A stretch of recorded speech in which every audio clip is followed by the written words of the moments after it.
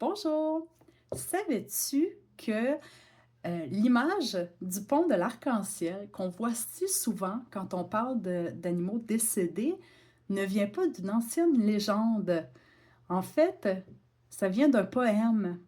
Un poème, en fait, cette image réconfortante, j'ai nommé ça comme ça plutôt, cette image réconfortante du pont de l'arc-en-ciel a été créée en 1959 par une jeune artiste écossaise de seulement 19 ans du nom de Edna Klein Reiki. Là, je ne sais pas si je le prononce correctement, mais bon.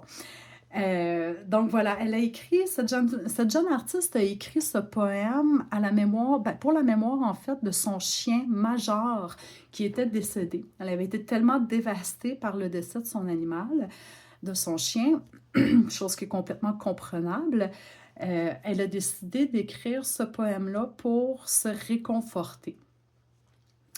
Donc, c'est un poème ensuite qui s'est mis évidemment à voyager à travers les villages, les villes, les pays aussi, notamment dans les années 80-90. Évidemment, quand que l'Internet, les ordinateurs, tout ça ont eu un pic de popularité, là, le poème s'est mis à voyager encore plus. OK?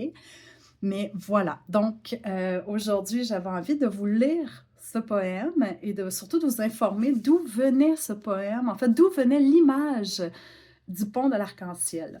Donc, voici le poème en question. Juste avant le paradis, il existe un endroit appelé le pont de l'arc-en-ciel.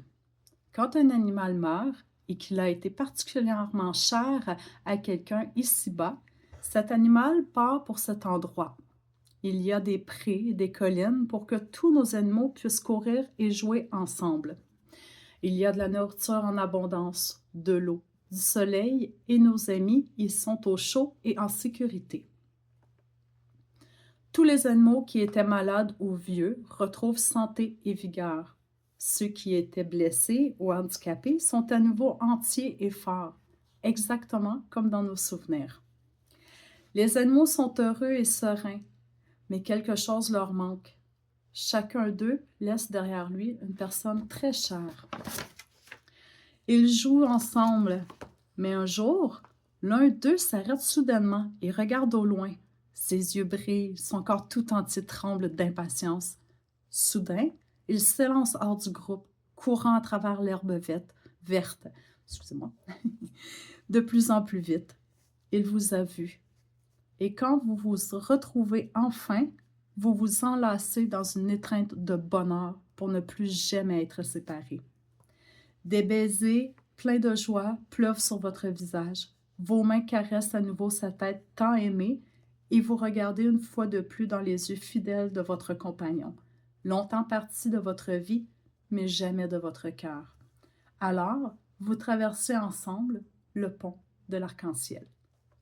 Donc, c'était bien évidemment une des nombreuses traductions qui a été faite de ce poème original. Donc, ici, c'est évidemment une traduction française. Pour les renseignements, si vous êtes intéressé en savoir davantage sur Edna Klein Reiki, encore une fois, je ne sais pas si je le prononce correctement, son nom, vous pouvez aller voir sur le National Geographic. En fait, c'est là que j'ai trouvé les informations, en fait, le nom de la jeune fille, puis son chien aussi qui s'appelait Major et tout, l'année aussi qu'elle a écrit ce poème. Puis dans l'article, ce que j'ai trouvé très intéressant, c'est qu'elle-même n'avait pas conscience à quel point son poème avait voyagé à travers le temps et l'espace et surtout à quel point il avait réconforté plusieurs personnes. Donc, dis-moi dans les commentaires, je suis curieuse, avais-tu déjà entendu parler du poème de l'arc-en-ciel ou du pont de l'arc-en-ciel? Peut-être pas du poème, mais le pont de l'arc-en-ciel. Dites-moi ce que vous en pensez dans les commentaires, ça va me faire plaisir de vous lire. Bonne journée!